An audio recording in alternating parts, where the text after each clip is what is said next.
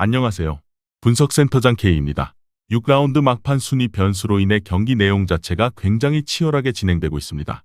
내용 잘 참고하시고 이번 일정은 신중하게 접근하시기를 권장드리며 영상 제작 경기 이외 해외 리그 축구나 국내 스포츠 및 프로토 등록 경기들의 세부 분석과 결장자 정보 등 경기 시작 전 최종 조합 배팅에 도움이 필요하신 분들께서는 영상 하단 고정 댓글의 링크를 통해 연락 주신다면 최선을 다해 도와드리겠습니다. 금일 경기는 프로토 139회차 네이션스리그 웨일즈와 아이슬란드의 매치입니다. 먼저 웨일즈는 2위를 지키는 싸움이 될 것이라 봐야 합니다. 수학적으로는 1위 탈환도 가능하지만 자력으로 불가능할 뿐더러 이번 대회 전패를 하고 있는 몬테네그로가 아무리 홈이라도 튀르기예에게 일격을 날릴 것이라는 기대를 하기 쉽지는 않습니다. 그래도 지난 경기 극후반 PK를 내어주고 자칫 큰일 날 뻔한 것을 실축으로 만들어 1위 가능성이 열려는 있는데 마지막 6라운드가 홈에서 진행된다는 점에서 여러모로 긍정적 상황 속에서 아이슬란드를 맞이합니다. 최근 웨일즈는 홈에서 10경기를 치르며 단 1패만을 기록하는 모습을 보여주고 있고 네이션스리그에서는 홈 최근 1승 2무 2패를 기록 중이다만 이번 대회 홈 1승 1무는 모두 클린시트로 끝내며 수비 조직력은 확실히 보여줬습니다.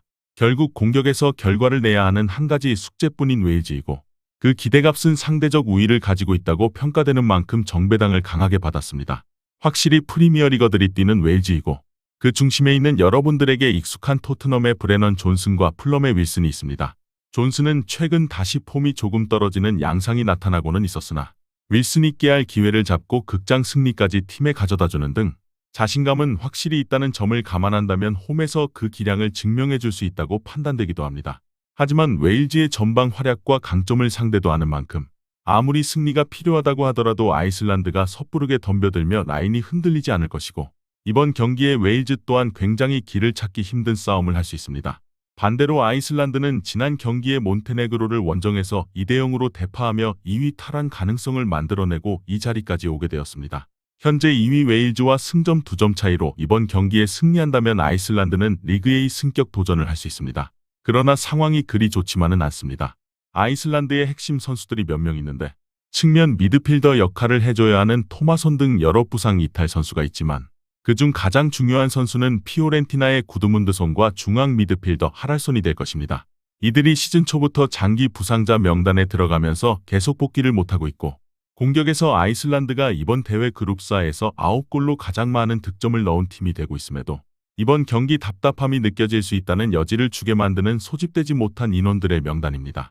물론 아이슬란드가 이번 대회 5경기 중 4경기에서 2골 이상을 넣는 위용을 보였으나 웨일즈 원정에서 또다시 지난 홈맞대결처럼 2대2의 승부를 낼 것이라 보이기에는 한계가 있어 보입니다. 그리고 직전 몬테네그로에서 거둔 원정 승리는 네이션스리그 원정 9경기 만에 2무 6패의 성적을 꺾고 정말 오랜만에 거둔 승리였을 만큼 원정에서 보여주는 아이슬란드의 경기력에 대한 기복은 확실히 체감을 할 수밖에 없습니다. 그리고 웨일즈 상대 최근 맞대결 1무 4패의 처참한 상대성은 이번 경기도 역배당을 받기에 충분한 근거라고 볼 수 있습니다. 다만 순위 역전의 동기부여는 아이슬란드 또한 확실한 상황이고 무승부도 의미가 없는 이번 경기의 득점을 위해서 라인을 적절히 조절해서 역습을 노릴 것이기에 지금 당장 믿을 수 있는 스트라이커인 오카르손의 해결사 능력이 증명되어야 하는 경기입니다. 결과 예측을 해본다면 이번 경기는 사실 냉정한 전력을 평가한다면 웨일즈가 정배당을 받는 것이 당연해 보이는 싸움입니다. 아이슬란드는 이번 대회에서 5경기 중 4경기에서 2골 이상의 나름 골잔치를 해왔던 것도 사실이지만 분명 홈에서 웨일즈의 조직력은 많은 실점을 하지 않고 있는 것을 의식하지 않을 수 없습니다. 실제 최근 친선전 포함 10경기를 치르며 아르메니아에게 당한 2대4 패배 외 전경기 1실점 이하의 경기를 펼쳤고 우리 대한민국도 친선전 당시 0대0으로 웨일즈를 뚫지 못한 지난해 가을이었습니다. 그런데 아이슬란드는 홈에서 2대2의 무승부를 펼치기는 했으나 지금 당장 피오렌티나의 구드문드손과 젊은 혈기를 넣어주는 중앙의 하랄손이 장기 부상으로 2달 이상 회복 중에 있는 상황이고 오히려 공격 쪽에서는 많은 분들이 익숙하실 토트넘의 존슨과 풀럼의 윌슨의 활약에 웨일즈의 우세를 예상하게 만듭니다. 그렇다면 결국 대회 전패 중인 몬테네그로에서 튀르기예가 지는 것이 어려워 보이긴 하지만 무승부만 해줘도 1위 탈환이 가능한 웨일즈가 공세를 유지할 가능성은 매우 높아집니다. 하지만 아이슬란드도 간절한 상황임은 동일한 이번 경기에 결국 웨일즈가 지킬 수 있는지 없는지를 가르는 경기이고 2.5점 기준 언더를 주력으로 할 수밖에 없는 와중 1대0과 1대1에서 태기를 한다면 개인적으로는 1대0에 더 가능성을 두고 1 핸디물을 노려보게 됩니다.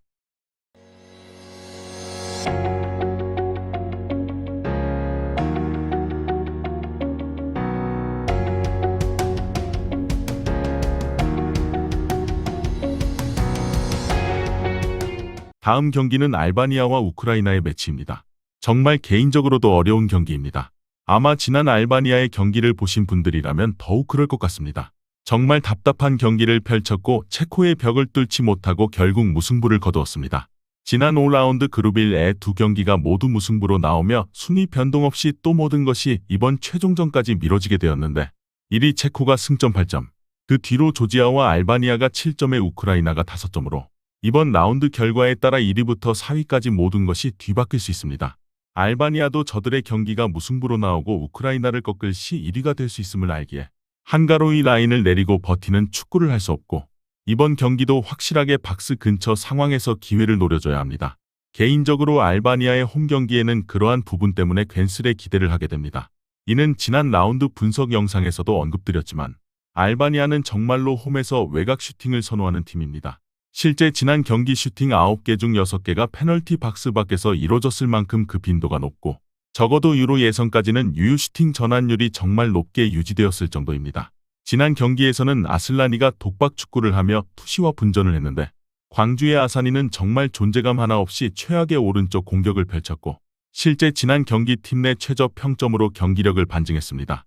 다시 한번 홈에서 이뤄지는 경기인 만큼 아사니도 반등을 노려줘야 할 것이며 그나마 수비 자체는 2023년부터 지금까지 홈 공식전 7경기를 치르며 단 2실점밖에 하지 않은 압도적 벽을 두르고 있기에 센터라인 수비에 대한 걱정은 상대적으로 적은 상황의 빌드업에 집중할 수 있는 경기가 될 것입니다.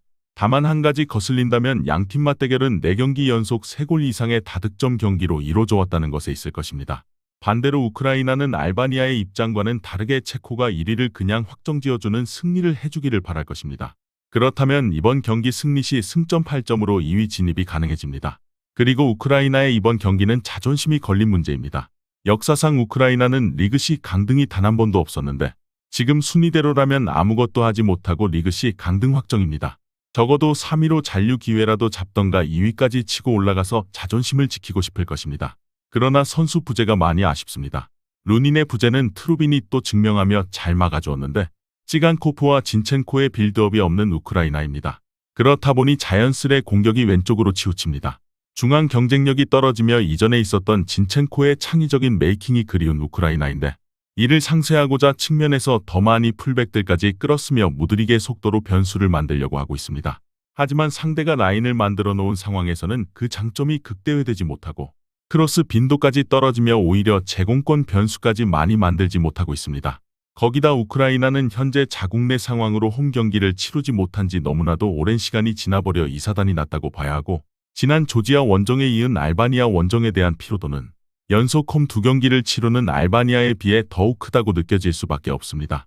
우크라이나가 버티는 축구를 할 때는 정말 잘해주지만 이번 경기는 라인을 올려야 하는 싸움에서 허점을 만들지 말아야 할 텐데 개인적으로도 예민한 경기인 만큼 카드 변수나 선수들의 마음가짐 등의 이유로 예측이 쉽지 않은 경기임에는 이견이 없는 것 같습니다.